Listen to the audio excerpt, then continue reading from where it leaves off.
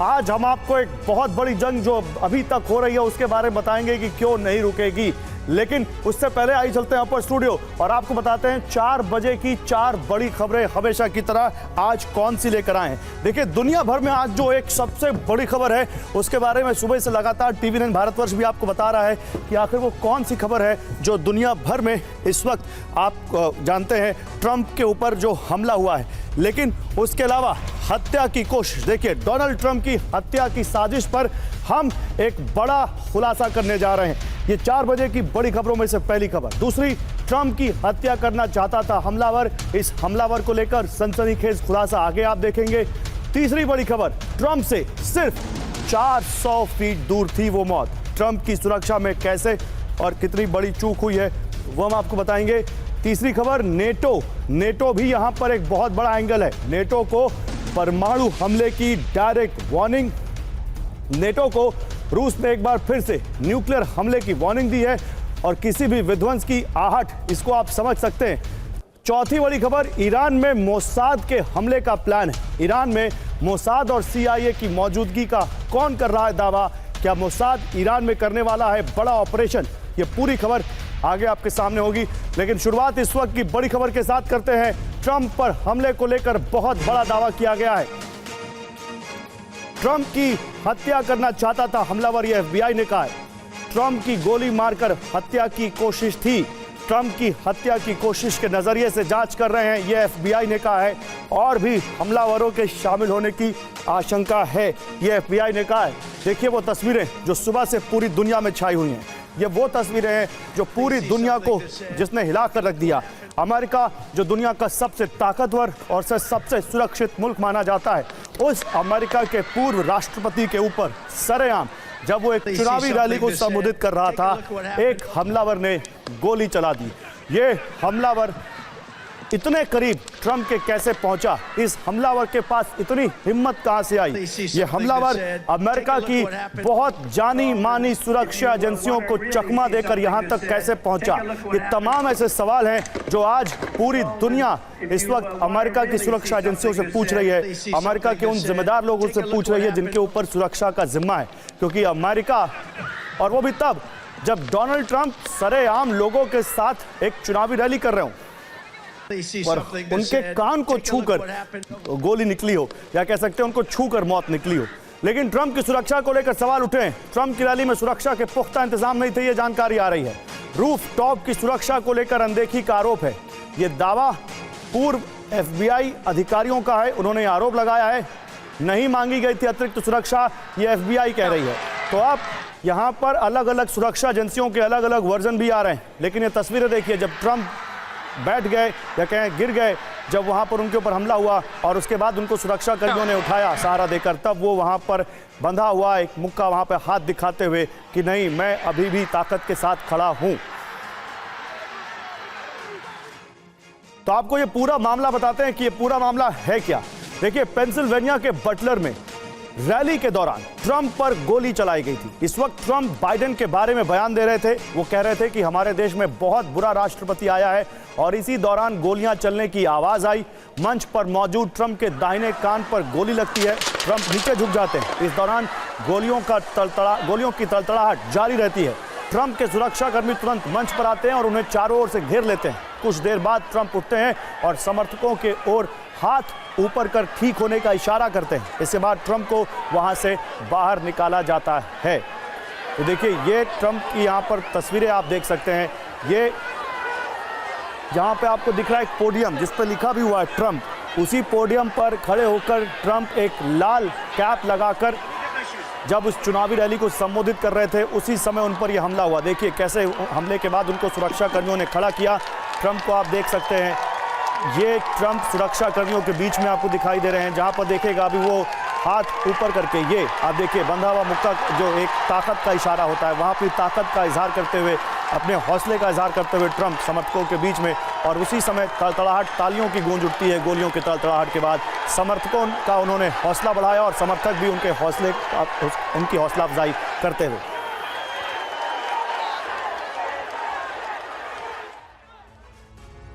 और जेपी नड्डा इस वक्त संबोधित कर रहे हैं, आपको सीधे वही लिए चलते हैं।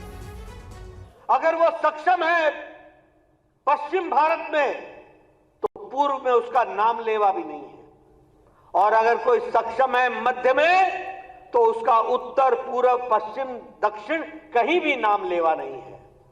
यह अकेली भारतीय जनता पार्टी है जो पैन इंडिया पार्टी है, अखिल भारतीय पार्टी है, हर जगह है, पूर्व में, पश्चिम में, उत्तर में, दक्षिण में, पूर्वोत्तर में अगर कोई पार्टी है तो अकेली भारतीय जनता पार्टी है। ये हमको समझना चाहिए। और इसीलिए जब हम बात करते हैं तो हमें ध्यान में रखना चाहिए कि we are the representatives of 140 crore people, 140 crore लोगों के नेतृत्व करने वाले जिम्मेवार कार्यकर्ता हैं। इस बात को हमको समझ लेना चाहिए। और मैं यहां यह भी आपको बताना चाहता हूं, हमने कितने उतार चढ़ाव देखे। मैं तो खैर उस समय छात्र नेता था, 1984 की बात है। हमें कहते थे हम दो, बाकी हमारे दो भी नहीं। ये हमारा मजाक उड़ाते थे, खिल्ली उड़ाते थे। आज वही पार्टी एक बार अटल जी के नेतृत्व में जहां प्रधानमंत्री के रूप में देश पर राज किया, वहीं अब मोदी जी के नेतृत्व में तीसरी बार लगातार हम अपने आप को शासन में लोगों का आशीर्वाद मिल रहा है। यह भी हमको ध्यान में रखना चाहिए। और 1500 पार्टियां हैं देश में, छोटी और बड़ी मिला के 1500 पार्टी। किसी भी पार्टी में आंतरिक प्रजातंत्र नहीं है। अधिकतर पार्टियां परिवारवादी पार्टियां हो गई हैं, और अधिकतर पार्टियां अपने और अपने लोगों को परवरिश करने पर लगी हुई पार्टियां हैं। ये अकेली भारतीय जनता पार्टी है जो इस मूल मंत्र पर चल रही है, सबका साथ, सबका विकास, सबका विश्वास, सबका प्रयास। और मैं यहां दावे से कह सकता हूं कि मैं हूं या मंच पर बैठे लोग हैं या सामने बैठे नेतृत्व है, कोई भी अपने परिवार के कारण नहीं है, वह अपने कर्म के कारण है, और वह अपनी पार्टी में खड़ा है। इस बात को भी हमको ध्यान में रखना चाहिए। यह हमारी पार्टी की विशेषता है, और इसलिए इस विशेषता को हमको ध्यान में रखना चाहिए।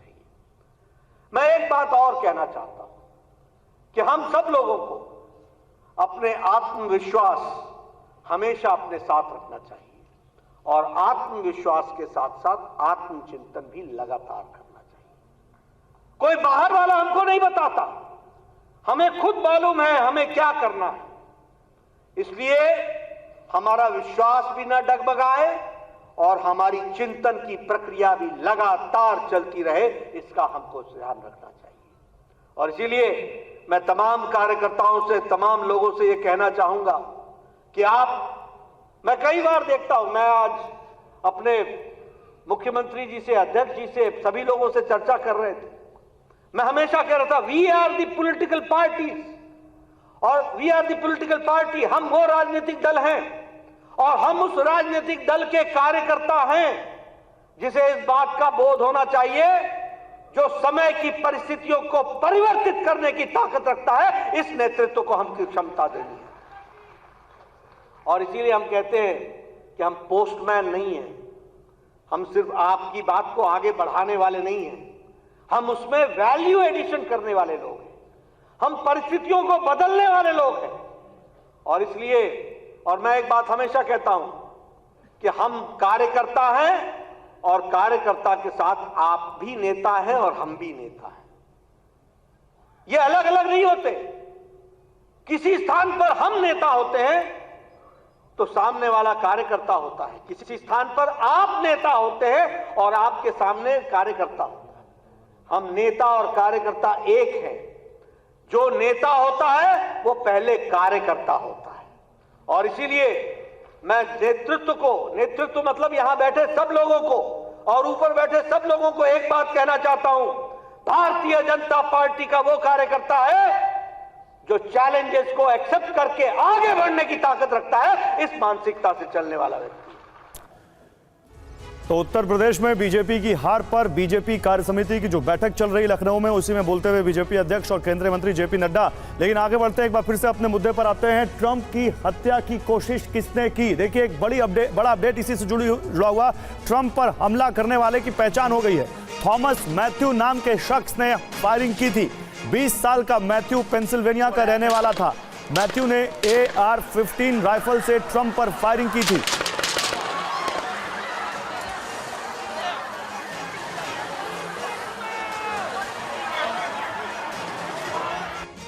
You can see the guy down.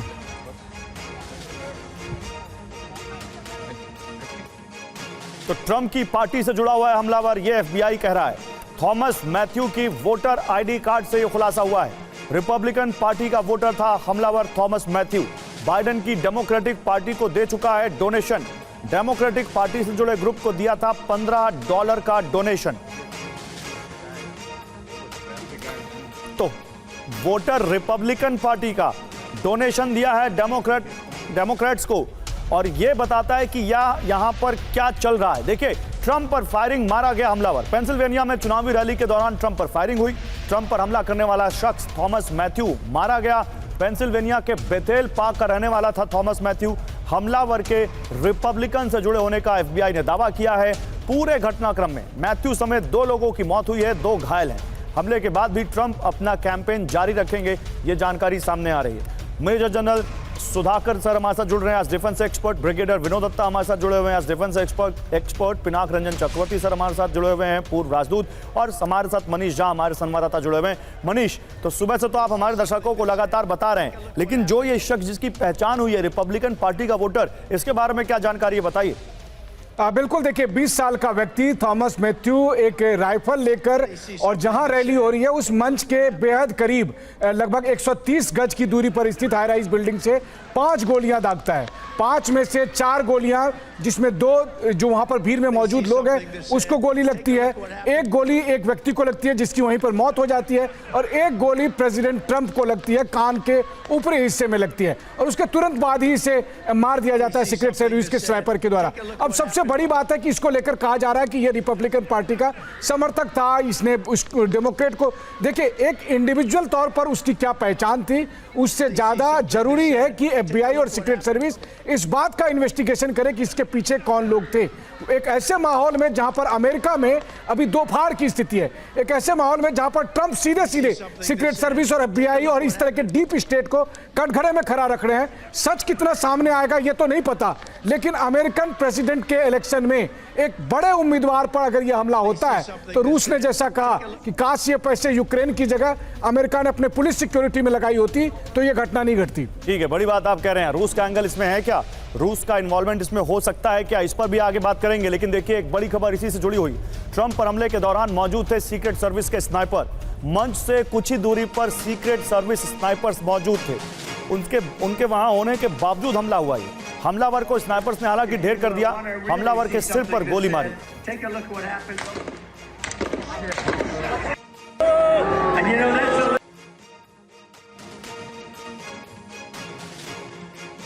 और ट्रंप पर फायरिंग को लेकर चश्मदीद का बड़ा दावा। चश्मदीदों ने हमले से पहले पुलिस को जानकारी दी थी। चेतावनी को सुरक्षा कर्मियों ने नजरअंदाज किया, यह जानकारी सामने आ रही है। छत पर मौजूद हमलावर की जानकारी देने का चश्मदीद ने दावा किया है, लेकिन उसकी जानकारी को इग्नोर किया गया, उसकी जानकारी को नजरअंदाज किया सुरक्षा कर्मियों ने, यह कह रहा है वो। तो चश्मदीद का क्या दावा है, आइए जरा बिग वॉल पर दिखाते हैं।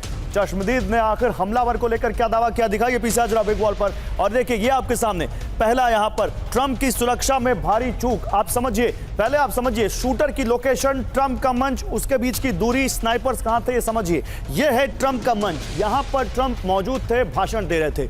ऊपर वहां पर शूटर की लोकेशन है और इसकी दूरी केवल 400 फीट है। 400 फीट कुछ भी नहीं होता है। और सीक्रेट सर्विस का स्नाइपर ट्रंप के मंच के ठीक इधर यहां पर था, और वहां पर शूटर की लोकेशन उसने देखी, यही से गोली चलाई जब ट्रंप के ऊपर उसने यहां से फायरिंग किया। अब सवाल यह है कि स्नाइपर्स जब वहां पर गोली चल गई उसके बाद उसको ढेर कर रहे हैं, क्या पहले सुरक्षा कर्मियों ने इस तरह की किसी जानकारी को इग्नोर किया? क्यों? ट्रंप के दाहिने कान पर गोली लगी है जब उस शख्स ने उसको गोली मारी ट्रंप को। ट्रंप पर हमला करने वाला एक मकान की छत पर मौजूद था और सीक्रेट सर्विस स्नाइपर्स ने जब गोली उसने चला दी उसके बाद उसको हमले में मार गिराया। लेकिन अभी स्पुतनिक की तरफ से जानकारी आ रही है, लेकिन सवाल यह है कि सुरक्षा कर्मियों को क्या जानकारी दी गई थी, क्या जानकारी मिली थी। सवाल यह है कि यह हत्या की कोशिश है या इसके पीछे कोई और एंगल है। मेरे साथ यहां पर तमाम एक्सपर्ट्स हैं, लेकिन पहले आप ये देखिए यहां पर और जानकारी जो हमें मिल रही है। ट्रंप पर हमले का एक नया वीडियो सामने आया है, वो ये आप देखिए, ट्रंप पर हमले का एक नया वीडियो सामने आया है। ये 5 तस्वीरें आप देखिए। ट्रंप पर हमले का बैक स्टेज वीडियो भी हम आपको दिखा रहे हैं। बैक स्टेज पर मौजूद थे ट्रंप के कई समर्थक और फायरिंग होते ही वहां पर अफरा तफरी भी मच गई। लेकिन ये 8 राउंड फायरिंग ट्रंप पर हुई है। 40 फीट दूर था शूटर, AR राइफल से फायरिंग की गई। एक्टिव शूटर मारा गया और हत्या की साजिश पर अब जांच चल रही है। जनरल सुधाकर, ये 400 फीट, सर देखिए पॉलिटिकल रीजंस या इसके पीछे और क्या हो सकता है मैं पिनाक सर से पूछूंगा, लेकिन आपका एक्सपर्टीज क्या कहता है? अगर कोई हमलावर अमेरिका के फॉर्मर प्रेसिडेंट के 400 फीट दूर एक गन लेकर पहुंच जा रहा है तो ये कितना बड़ा लैप्स है सर? सुरक्षाकर्मी और अमेरिका की सुरक्षा का एजेंसीज जिनकी धाक पूरी दुनिया में है कि CIA, FBI और सीक्रेट सर्विस ये एकदम भगवान है और इनकी सुरक्षा को कोई भेद नहीं सकता। सर 400 फीट तक पहुंच गया वो हमलावर। गौरव, बहुत बहुत धन्यवाद, आपने मुझे आपके शो में इनवाइट किया। जहां तक आपकी सवाल है, मैं ये कहूँगा ये बिल्कुल ही एक लापरवाही है। आज के दिन में, हालांकि मैं अभी अभी आया हूँ US से, काफ़ी सारे स्टेट्स घूम के आया हूँ। वहाँ का परिस्थिति चाहे कितने भी कहें फिर भी कम। आज के दिन में इनकी सोसाइटी कंप्लीटली डिवाइडेड है, पोलराइज्ड है। पार्टी इंटर और इंट्रा पार्टी के अंदर बहुत डिविजन्स है और ये गन कल्चर इतना बढ़ गई है कि पूछिए मत। आर्टिकल 5 के बारे में कॉन्स्टिट्यूशन में जो है जगह जगह चर्चा हो रही है। मैं ये मानने के लिए तैयार नहीं हूँ कि फॉर्मर प्रेसिडेंट साहब कहीं गए हैं कैंपेनिंग के लिए, पॉलिटिकल रैली, और 400 फुट नजदीक आके, हाँ मान सकता हूँ, जैसे कैनेडी साहब का जो हत्या हुई थी 1963 में डैलस में, मैं खुद जाके देख के आया हूँ। वो चलती टारगेट, आज तक अमेरिका के राष्ट्रपति ज्यादातर जिनके ऊपर असैसिनेशन अटेम्प्ट हुई है, मेरे समझ के मुताबिक ये तकरीबन सारे मूविंग टारगेट थे, लेकिन ये एक स्टैटिक टारगेट है। स्टैटिक टारगेट में इनर, मीडियम या इंटरमीडिएट और आउटर पेरिफेरी को सैनिटाइज किया जाता है। तो क्यों नहीं सैनिटाइज हुआ? 400 फुट इनका सैनिटाइजेशन एरिया के अंदर आता है कि नहीं, ये इन्वेस्टिगेशन से जाहिर होगा। अभी कुछ इसके बारे में कहना प्रीमेच्योर होगा, लेकिन 2-3 चीजें अगर आपके पास टाइम है मैं उसको हाईलाइट करना चाह रहा हूँ। जल्दी से। मैं जगह जा रखा हूँ पेंसिल्वेनिया, जहाँ पे हुआ है इंसिडेंट।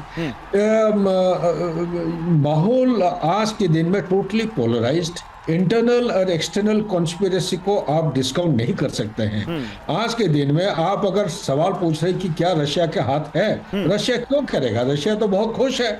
ट्रंप आएंगे तो लड़ाई को कम से कम सीज फायर या उसको बंद करने की कोशिश करेंगे। हो सकता है कि उनका जो गन इंडस्ट्री है, ये एक ऐसा एक लीडर है जिन्होंने अप फ्रंट एक स्टेटमेंट दिया था पिछले टेन्योर और उसके बाद भी ये गन कल्चर को बंद करने के लिए ये आर्टिकल 5 को जरूर रिविजिट करेंगे, उसको रिवाइज करेंगे। इससे उनका गन इंडस्ट्री काफी क्लोज होने वाला है। तो अगर ये आ जाते हैं प्रेसिडेंट को, तो इसलिए इससे ये जाहिर है, हो सकता है कि इनका इंटरनल डिसेंशन है। ये आपने एक बड़ा एंगल बताया। मैं इस पर आगे आपसे और डिस्कस करूंगा और अपने एक्सपर्ट से भी बात करूंगा, लेकिन एक खबर जो मैं अभी बता रहा था वो खबर अब मैं बताना चाहता हूं। ट्रंप पर हमले का एक नया वीडियो सामने आया है। ट्रंप पर हमले का एक बैक स्टेज वीडियो आया है। बैक स्टेज मौजूद ट्रंप के कई समर्थक, फायरिंग होते ही वहां भी अफरा तफरी मच गई। तो बैक स्टेज वीडियो भी आपको दिखाएंगे जहां पर ट्रंप के कई समर्थक मौजूद थे और जैसे ही वहां पर फायरिंग होती है अफरा तफरी मच जाती है। ये देखिए कैसे वहां पर फायरिंग होने के बाद भी अब वहां पर समर्थक, फायरिंग होने के बाद जब ट्रंप को सीक्रेट सर्विस एजेंट लेकर जा रहे हैं अपने कंधे का सहारा देकर, तो वहां पर वो उनके समर्थन में भी नारे लगा रहे हैं।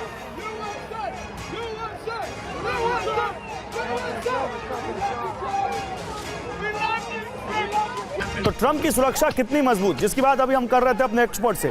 देखिए US सीक्रेट सर्विस करती है पूर्व राष्ट्रपति की सुरक्षा। 24 घंटे तैनात रहते हैं सीक्रेट सर्विस के एजेंट।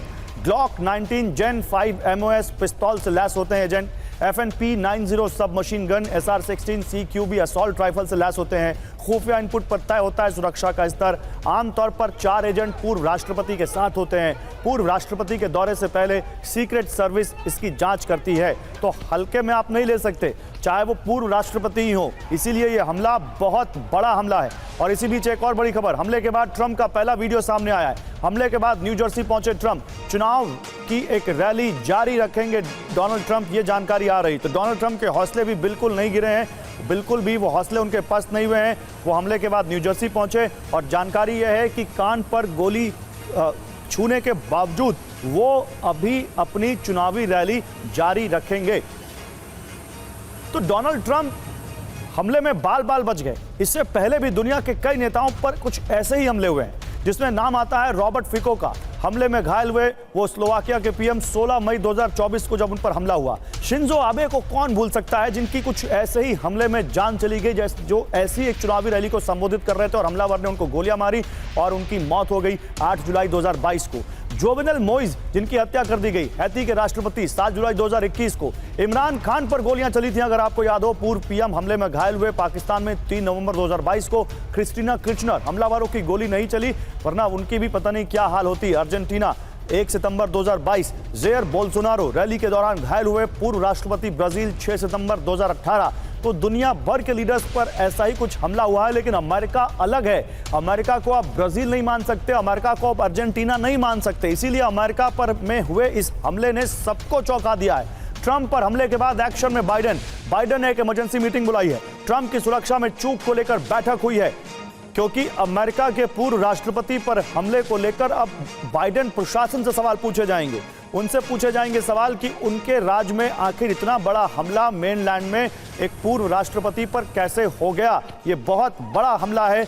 400 फीट से वहां पर हमलावर सीधे पूर्व राष्ट्रपति को टारगेट कर रहा है। ट्रंप पर हमला अमेरिका में हड़कंप कैसे, आइए आपको दिखाते हैं बिग वॉल पर। बाइडेन ने क्या कहा, अमेरिका में ऐसी हिंसा की जगह नहीं है, बिल्कुल नहीं है जगह और होनी भी नहीं चाहिए। लेकिन बाइडेन का एक्शन, व्हाइट हाउस में एक इमरजेंसी मीटिंग की उन्होंने। बैठक में कौन कौन शामिल हैं, सुरक्षा अधिकारी, लॉ एनफोर्समेंट एजेंसी के अधिकारी, ये सब इस मीटिंग में शामिल, और इनके साथ सुरक्षा का जायजा और हालात का जायजा लिया बाइडेन ने।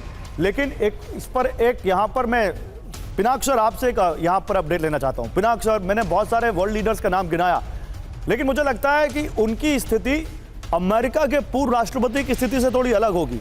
जो ज्यादा रीसेंट मुझे दिखता है वो शिंजो आबे, जिनकी कुछ ऐसे ही हालात में हत्या कर दी गई थी। सर, आपको क्या लगता है इस हमले के बाद एक बार फिर से क्या मैसेज आता है यहाँ दुनिया में अमेरिका को लेकर? देखिए, अमेरिका ऐसा देश है जहां कोई भी बंदूक हासिल कर सकता। आपको पता है, शायद मैंने एक रिपोर्ट देखी है, वहां पे एक बुलेट्स का ATM भी चलता है कई जगह। यानी आप अगर आपके पास अगर कोई पिस्तौल हो या बंदूक हो, तो आप उस ATM में जाके उसको पंच करके बुलेट्स निकाल सकते। ये तो उनका जो फ्रीडम उन्होंने दे रखा है गन लॉबी को, ये एक वजह तो ये है। दूसरी वजह है कि जो जिसे हम लोन वुल्फ कहते हैं, लोन वुल्फ। आपने बताया कि वो एक रिपब्लिकन वोटर था, पर बाइडेन कैंप डेमोक्रेटिक पार्टी को उन्होंने डोनेशन दिया था। तो ये एक बंदा जो है, जो किलर है, कि उसका क्या विचार थे, वो किससे मिलता जुलता था, ये सब जांच का विषय। पर मुझे लगता है कि अमेरिका में तो गन कल्चर जो है वो इतना हद तक पहुंच गया है कि आपने देखा होगा, कहीं आप YouTube में देख लें, वहां पे शूटिंग होती है, कोई जाके स्कूल में बच्चे मार देते हैं, कोई होटल में जाके गोली चला देता है, क्योंकि जो दिमागी जो प्रॉब्लम्स होती है लोगों की, कभी कभी डिप्रेशन में या जो भी है, और कुछ लोग इस तरह के, अब उसके हाथ में अगर गन मिल जाता है तो फिर वो जाके वो गोलियां बरसा देता है। तो इस तरह का गन कल्चर जो है, ये एक इसका रीजन तो मैं ये बोलूंगा एक है, और दूसरा पॉलिटिकल है, पर वो इंडिविजुअल हो सकता है कि जैसे मैंने कहा एक लोन वुल्फ ऑपरेटर हो। और अमेरिका में तो कई प्रेसिडेंट मारे गए हैं, मेरे ख्याल 4 या 5 प्रेसिडेंट पहले मारे गए हैं, असैसिनेट हुए। तो ये जो अमेरिकन सिस्टम, ये काफी वायलेंट है, पर ये दूसरे को पीस का जो पैगाम है या जो सरमन्स है वो इन्हीं से ये देते रहते।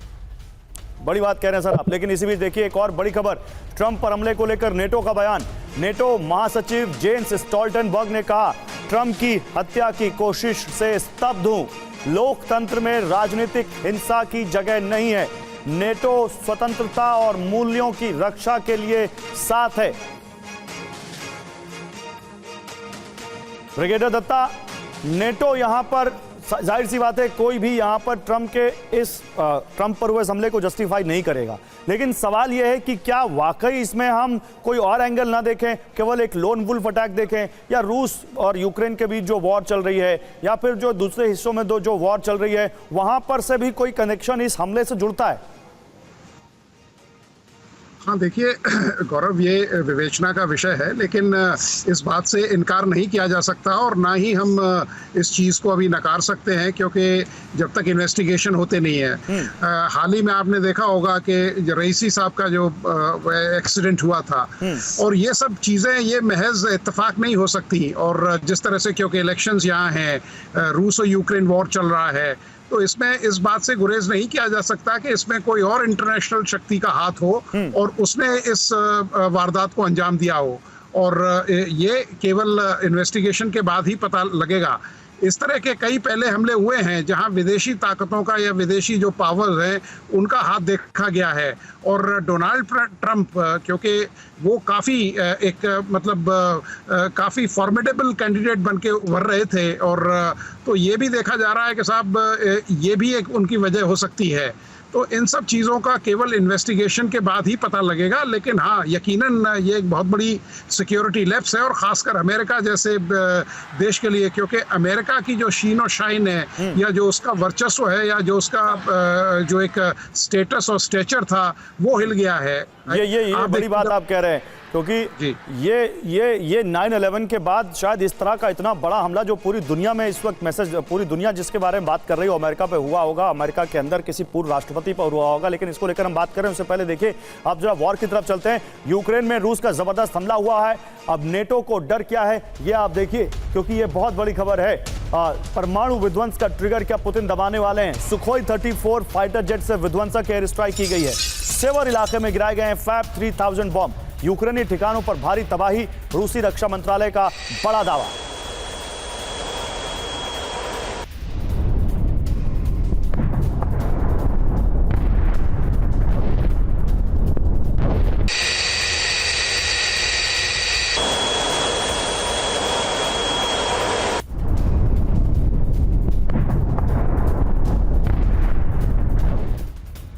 और रूसी पोजीशन पर यूक्रेन का हमला, बड़ी खबर, ताबड़तोड़ रॉकेट हमलों से हड़कंप, रूसी बेस के पास भारी धमाका हुआ है, विस्फोटक धमाकों से कई रूसी ठिकाने तबाह हो गए हैं, यह जानकारी सामने आ रही है इस वक्त। ये देखिए कैसे कई ठिकाने तबाह हो गए हैं रूसी बेस के पास जो भारी धमाका हुआ है। देखिए एक लाइन में जो काफी दूर तक ये आपको ये विस्फोट दिखेगा, और ये आपको यहाँ पर जो ये धुआं दिखेगा, इससे आप समझिए कितना बड़ा ये हमला है।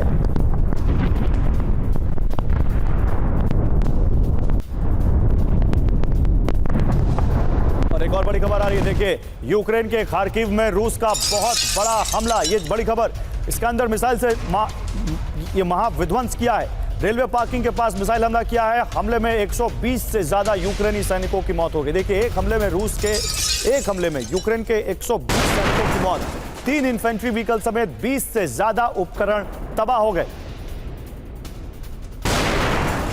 तो रूस और यूक्रेन की वॉर का क्या ट्रंप पर हुए हमले से कनेक्शन है? एक्सपर्ट्स कह रहे हैं कि हाँ यह विवेचना का विषय है। अब क्या इसके बाद एफबीआई की जांच में निकलकर सामने आता है, क्या रूस का इसमें कोई हाथ हो सकता है, क्या किसी आतंकवादी समूह का इसमें हाथ हो सकता है?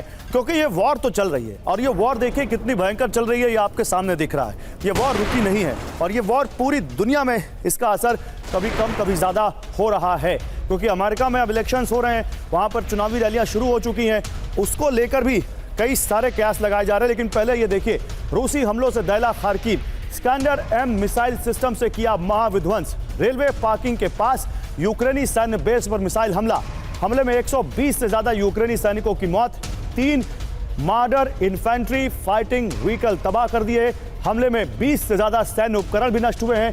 स्कैंडर M रूस का mobile short range ballistic missile system. रूसी रक्षा मंत्रालय के हवाले से यह जानकारी सामने आ रही है। लेकिन एक और बड़ी खबर, न्यूक्लियर हमलों की बड़ी तैयारी में रूस। नेटो को जो डर था वो खबर आपके सामने। न्यूक्लियर हमलों की बड़ी तैयारी में है रूस।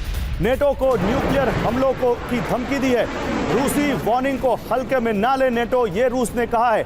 रूस के डेप्यूटी विदेश मंत्री सरगेई रयाबकोव की ये वार्निंग है। मेदवेदेव भी इस तरह की परमाणु अटैक की धमकी दे चुके हैं।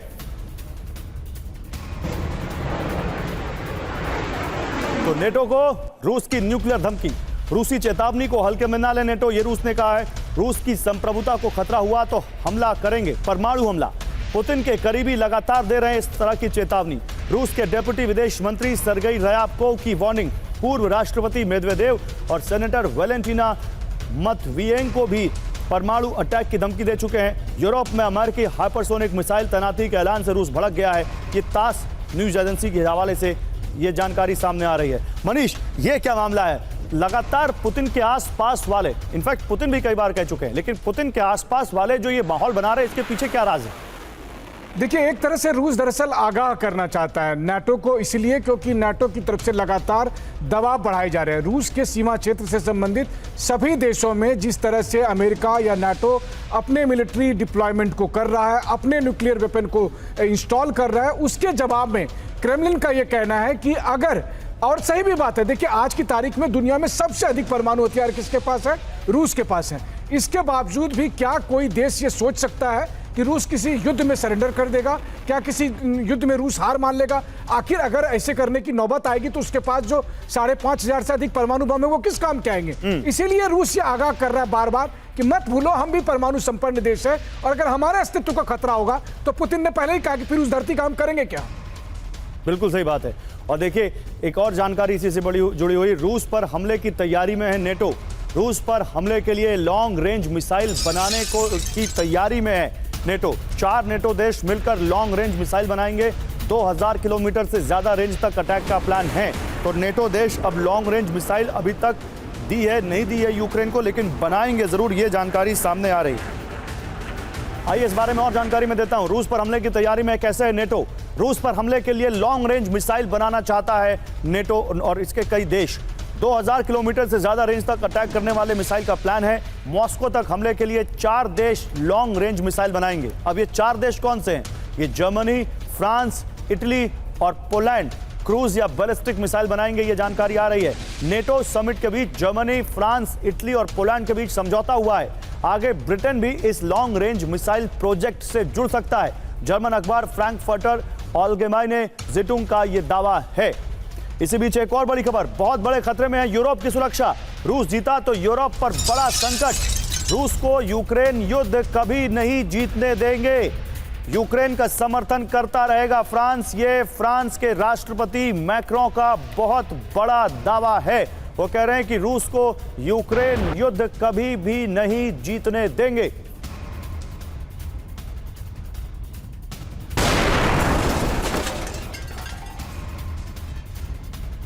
और देखिए, इसी से जुड़ी एक और जानकारी आपको देता हूं मैं। यहां पर रूस से यूरोप को खतरा, ये मैक्रों ने दावा किया है। बहुत बड़े खतरे में है यूरोप की सुरक्षा। जनरल सुधाकर, ये मैक्रों के सुर अभी बीच में कभी होते हैं शांति वाले, बीच में होते हैं समझौते वाले, और फिर हो जाते हैं एकदम से कभी अग्रेसिव। क्या ये भी वो लोकल इलेक्शंस का असर है क्या? ये बहुत अच्छा सवाल आप पूछ रहे हैं। आज के दिन में यूरोप का स्थिति उतना फ्राजाइल है, आप पूछिए मत। खुद ही अगर आप जाके किसी से भी बात करते हैं, मतलब मैन ऑफ विजडम, तो सबके मन में यही प्रश्न है कि ये हम कहाँ फंस गए बुरी तरह, ना इधर के ना उधर के। इसी तरह ये जो मित्राओं साहब है, ये भी ऐसा ही कोई स्थिति में फंसे हुए हैं। ये इनको आप आसानी से ये कह सकते हैं। आई एम सॉरी, मैं इस तरह कोई पॉलिटिकल लीडर के बारे में कहना नहीं चाहता हूं, लेकिन आपका जवाब देने के लिए मैं कहूंगा ये एक फेंस सिटर बन चुके हैं। जब जो चीज सूट होता है उसी को ही बयान देते हैं। लेकिन आज के दिन में फ्रांस का एक सबसे अहम जो केंद्र बिंदु है वो बड़ा खतरा में है, वो है स्ट्रेटेजिक ऑटोनॉमी। ये एक ऐसा देश है शुरू से लेकर अभी तक ये स्ट्रेटेजिक ऑटोनॉमी को एक्सरसाइज करते आ रहा है और शायद उम्मीद है कि आने वाले समय में भी ये करेंगे। लेकिन परिस्थिति ऐसा बनते जा रहा है धीरे धीरे, पॉलिटिकल हो, कॉन्स्टिट्यूशनल हो या इनका आप डिप्लोमेटिक ओरिएंटेशन हो, ये इनको एक्चुअली किसी को पता नहीं किस दिशा में जा रहे हैं। तो यही मैं इतना ही कहूंगा, आगे आने वाले समय में शायद उसका जवाब मिल जाएगा। Back to you sir. एक और बड़ी खबर आ रही है, मैं इस पर भी आऊंगा अपने एक्सपर्ट्स के पास। रूस के अंदर स्टॉर्म शैडो मिसाइल से अटैक की यूक्रेन को इजाजत नहीं मिली अभी तक। जी हां, देखिए, ब्रिटेन ने यूक्रेन को अभी तक ये परमिशन नहीं दी है। ज़ेलेंस्की ने किया था ब्रिटेन से खुली छूट का दावा। बीते साल यूक्रेन को मिली थी स्टॉर्म शैडो मिसाइल। क्रीमिया में स्टॉर्म शैडो से हमला कर चुका है यूक्रेन। तो रूस के अंदर अपनी स्टॉर्म शैडो मिसाइल से हमले की इजाजत ब्रिटेन ने यूक्रेन को नहीं दी है। अब इसके पीछे क्या कारण है, यह भी बड़ा दिलचस्प यहां पर जानना होगा, क्योंकि स्टॉर्म शैडो मिसाइल वो मिसाइल है जिससे क्रीमिया पर अटैक कर चुका है यूक्रेन, और क्रीमिया रूस का पार्ट है। फिर ऐसे में रूस के अंदर अगर ब्रिटेन यूक्रेन को इन मिसाइलों से अटैक करने से रोक रहा है, तो जरूर इसके पीछे कोई हिचकिचाहट, कोई संशय, कोई शंका, कोई डर यहां पर है क्या, ये आगे बात करेंगे। लेकिन अब देखिए, यहां पर एक और अगला जो सेगमेंट हमारा, वो देखिए, नहीं रुकेगी जंग, जिसके बारे में मैंने आपको बताया था इस शो की शुरुआत में। अब ये जंग क्यों नहीं रुकेगी, इसके पीछे क्या कारण है, आइए आपको दिखाते हैं। विध्वंसक बमबारी से दहला है दक्षिण लेबनान। इजरायल ने हिजबुल्लाह के ठिकानों पर बरसाए हैं बम। एयर स्ट्राइक में हिजबुल्लाह का रॉकेट लॉन्चर तबाह हो गया। नॉर्थ इजरायल में बड़े हमलों को नाकाम किया। हिजबुल्लाह की कई इमारतें और हथियार डिपो तबाह।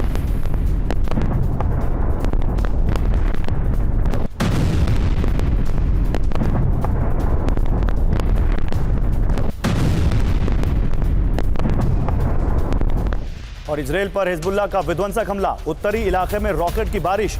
कत्यूशा रॉकेट से हिजबुल्लाह का अटैक। इजरायल ने इंटरसेप्ट किए हिजबुल्लाह के रॉकेट। कई रॉकेट्स को मार गिराने का दावा।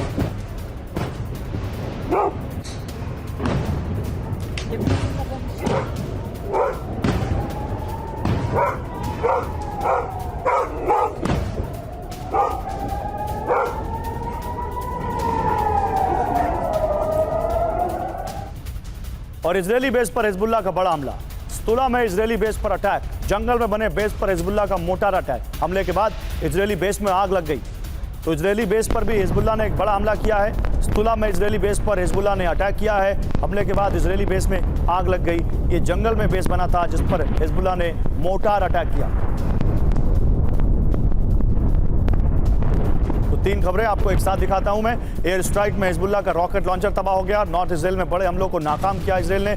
इसी बीच कई रॉकेट्स को मार गिराने का दावा किया है हिजबुल्लाह ने, और उसने कहा है कि इजरायल पर हिजबुल्लाह का जो विध्वंसक हमला हुआ उसमें कई रॉकेट्स उसने मार गिराए। और स्तुला में इजरायली बेस पर मोटार से अटैक किया हिजबुल्लाह ने। और हिजबुल्लाह की बड़ी जंग की तैयारी। इजरायल पर बड़े ड्रोन हमलों की तैयारी में है हिजबुल्लाह। हिजबुल्लाह ने बड़ी मात्रा में घातक ड्रोन बनाए। रेडार की पकड़ में ना आने वाले ड्रोन बनाए हैं हिजबुल्लाह ने।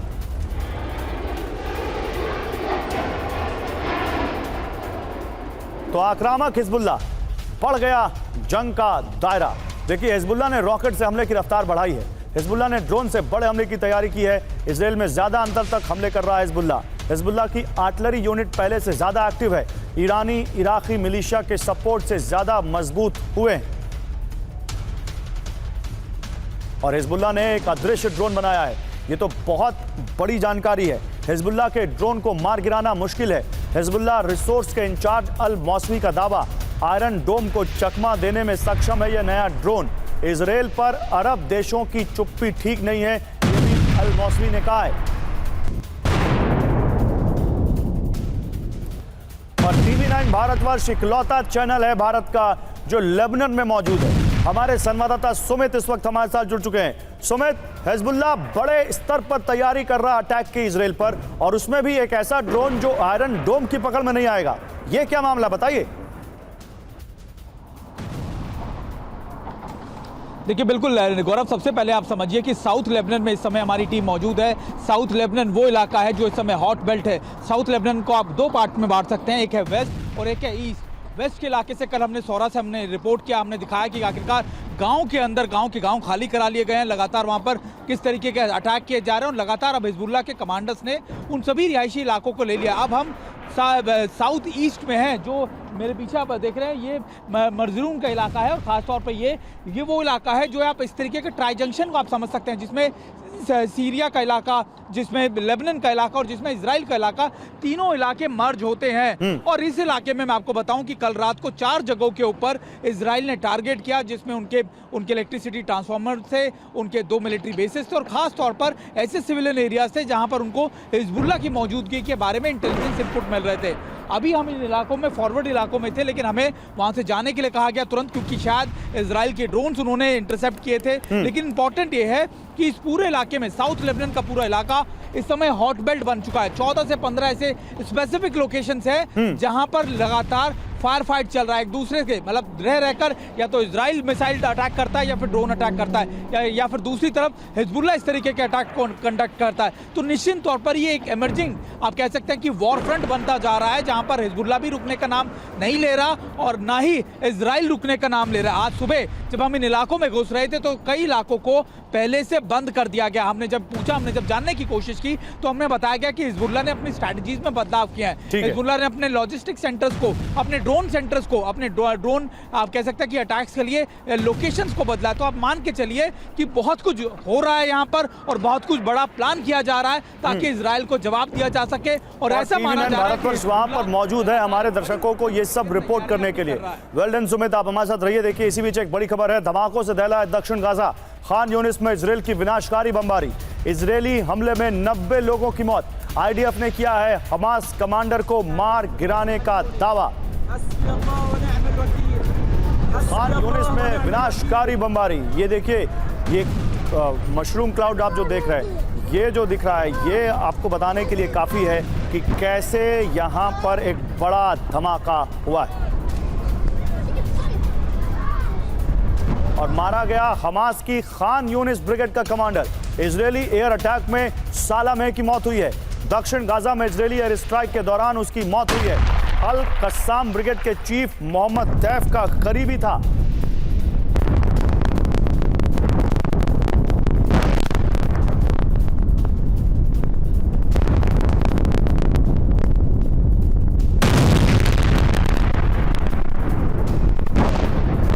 बड़ी खबर, हिजबुल्लाह हमास से जारी रहेगी जंग। हमास के पूरी तरह खात्मे तक युद्ध जारी रहेगा। गाजा में और विध्वंसक होंगे इजराइल के हमले। इजराइल के पीएम नेतन्याहू की बड़ी वार्निंग, हमास के शासन के अंत तक युद्ध नहीं रुकेगा।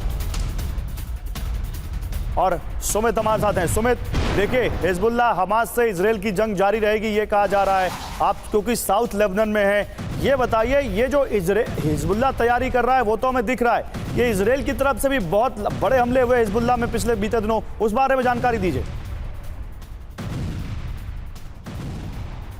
देखिए बिल्कुल, अभी अगर आप देखें गौरव, इजराइल क्या कर रहा है, इजराइल अब अपने राफा के अंदर, खान यूनिस के अंदर अपनी चीज़ों को समेटना शुरू कर रहा है। वो लगातार, आपने कल देखा कि एक रिपोर्ट हमें दिखाएगी कि मोहम्मद दाइफ को मारने का दावा किया गया। हालांकि ये हमास ने बिल्कुल ना इसको खारिज कर दिया, लेकिन ये ज़रूर है कि इस समय इजराइल चाहता है कि वो कमर तोड़ दे हमास की और जल्दी यहाँ से निकले और उसके बाद नॉर्दर्न पार्ट में, नॉर्दर्न इजराइल के इलाके में जो लेबनान से लगता है वहाँ पर अपनी डिप्लॉयमेंट बढ़ाए, क्योंकि हिजबुल्लाह उसके लिए बड़ा है।